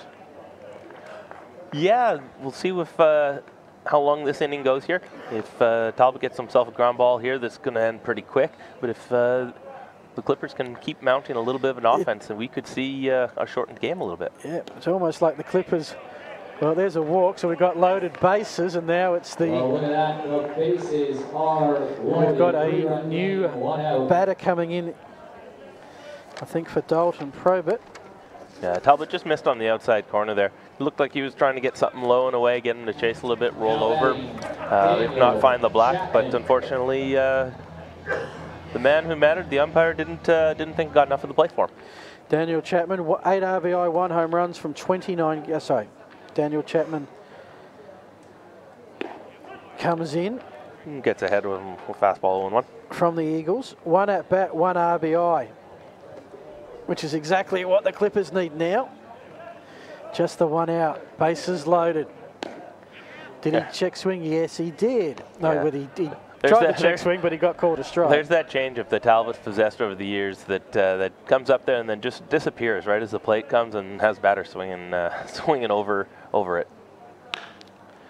That one just fouled just down the first base line. Followed it up with another one there. Just got a little bit inside, enough that Chapman was able to get his bat on it.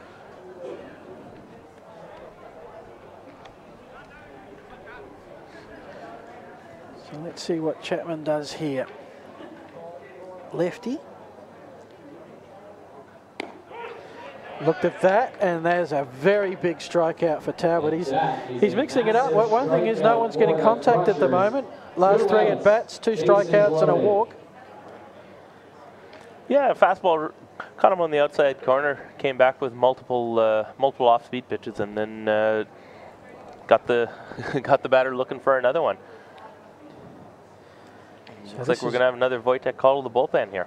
Absolutely. So it's not going to be Herrera coming in because he ain't in the bullpen. Let's see if he comes in for the 7th.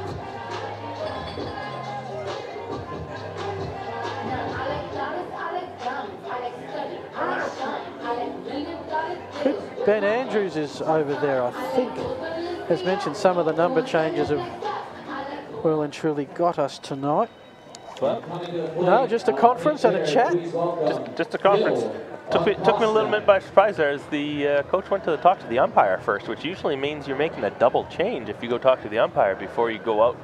But maybe he wanted to check on his health. So Phil Acosta, his first pitch look is going to bring a run. It's going to be 1 over, could be 2.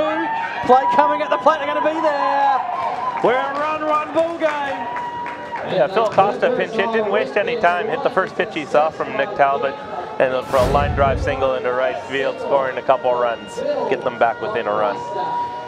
So not bad for your first at bat at the Super League, and he has a 2 RBI single, and we have got ourselves a ball game. But of course, we're keeping one eye on the clock as well. Yeah, Phil missed last week as Super League has started because he wasn't quite back yet. He played over in Poland this past summer. He does indeed. Now what is Barron's Woodcross? We've got a play to second. This will bring 1 out, which was all the Crushers needed. That'll end it, but we've got ourselves an interesting scenario now. 1-run ball game. And the Crushers, if they go more than 6 minutes batting, I think that's it. I think that's it. We'll find out. We'll take a break. We'll come back very shortly.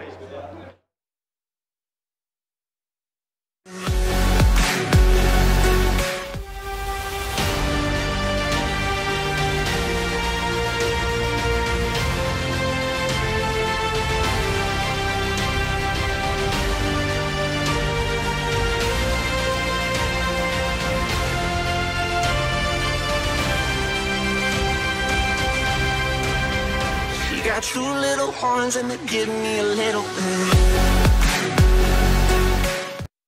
bit. Well, this is fascinating and something, Rob, that we just don't see in baseball. Time becoming a big factor. We've checked the rules. No new innings after 1 hour 50, which is 110 minutes. You can see the clock. It's ticking. It's not going to stop. You don't stop for a timeout. It's just going to keep ticking. So you'll see the Clippers with speed up like you've never seen before.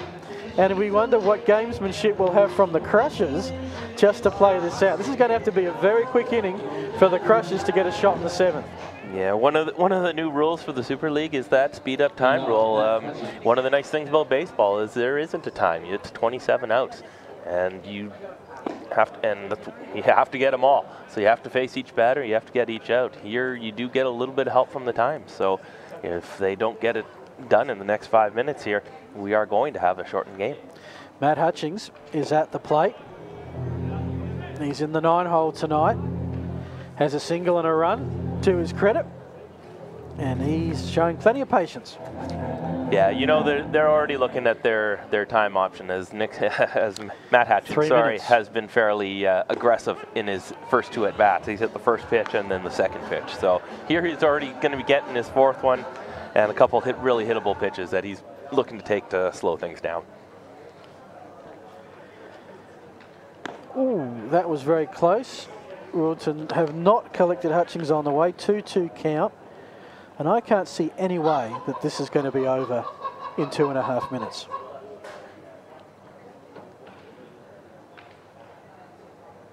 Unless the Crushers deliberately take a swing at every first pitch that's offered, but they'll take a swing at that one. And a fumble, and man on first. Runner is aboard.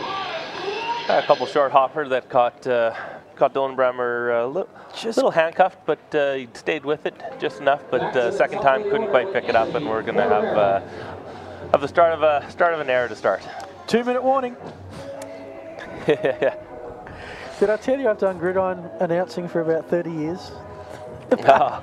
So that means we should be going to commercial and time out. We should be going to commercials to pay my That's exactly right. No, not in the local league, no. So pitch on the inside. Definitely looking for a ground ball in the next pitch or so he can get himself two quick outs. It has to be a double play. They're not going to have 3 batters at the plate in 1.5 minutes. And as you would expect, Herrera knows the score, he knows the status, he knows the rules. He ain't going to be hitting at anything for a few pitches. Very patient hitter right now. He's worked the count the first couple times, got himself a single earlier. You know he's going to be looking for something perfect here. And there's stolen base. Escarda throws just a bit high. That strikes me as interesting because you put yourself at risk of getting caught stealing and giving them an out. But does it also waste a little bit of time that they have to throw the ball to second and just burns up a few more seconds? Yeah, it's a little bit of the big play there. I mean, you stay out of the double play by stealing a base, but it could be an out if you make a good call. There's a whole bunch of strategy that you just never see in a baseball game. On that though, he did get a great jump off off the pitcher. Joyce wasn't paying much attention to him. Probably figured he wasn't going anywhere with the time, but you gotta play the game as if there's a big strikeout. Came up with 2 fastballs right on the outside that Herrera couldn't catch up to either of them. Well, they've got 18 seconds and counting for a double play. And it's very hard to get a double play when the guy's at second. Josh Capred he's not even going to face a pitch. I'm sure the players have somewhat of an idea of the time, but they're not. They don't know to the second. They're not going to be. They'll be playing this inning exactly how they would be going. As Troll pounds another fastball on the outside corner to get ahead 0-1. Well, of course I hope I'm right. This could be one of the most embarrassing calls I've done. There's a bouncing one, and that's going to bring an out, but oh, hello. That could have been interesting when instead it's going to bring a run. Well, that will bring a run. That will clear the bases. And this is the interesting bit as well. So if we're right, the Crushers can't lose. Crushers cannot lose. If the timing of the rules are correct. This is something we never see. a team that can't lose having a hit. Yeah, usually when you're ahead after 8.5, or then you don't play the 9, you don't play the 7th inning because you're the home team and you're winning. Freaky. That's all I can say. Yeah, well, we'll see a few different things this year in the Super League that we don't always see in regular baseball games, and something hopefully we keep getting everybody back in every week to take a look at. Landon Hernandez will watch that sail past. Of course, the Crushers are sponsored by Dunmark. Dunmark, a full-service electronic component and peripherals distributor, proud to sponsor the Crushers, supplying the most well-known brands around the world. The team at Dunmark has been the core of electronic component distribution for 20 years. And yeah, Joyce with a hard fastball on the outside corner and a nice tight slider there that landed in check swing. Up ahead 1-2, looking to put him away and get out of the inning. And Andy says that will be the strike. That'll do it, and I suspect that does it for the game. We're through 6. It's a 7-5 ball game. Is this tie? Now, of course, it's all due to the official on the field. Officials call time. That is your ball game. The Crushers, for the second successive week, are victorious. This one a little bit tighter. The Dunmark Crushers 7, the Clippers 5. Couple of minutes just quickly to wrap it up. Rabashi, thank you again for joining us. Any particular highlights that stood out for you tonight? The Crushers keep scoring runs with, like you mentioned earlier, multitudes of players. First time out, 7 different players scored. This time out, 7 different players scored. Their lineup is fairly balanced, top to bottom, and so far 2-0. They've shown that is a way to do it. Crushers will be back in the 6 o'clock game. They like the early time slot to play the Wasps next week. The Clippers will be on late. They will play the Carp. In about 36 minutes from now, we'll have the second game, Fraser 5, and Robishi will be back to give you the call of all of that. So on behalf of the Spacequake Sports Team, this is Phil Hurden saying thank you for tuning in. We're going to take a break, be back with more baseball later on tonight. This is Super League Baseball Adelaide.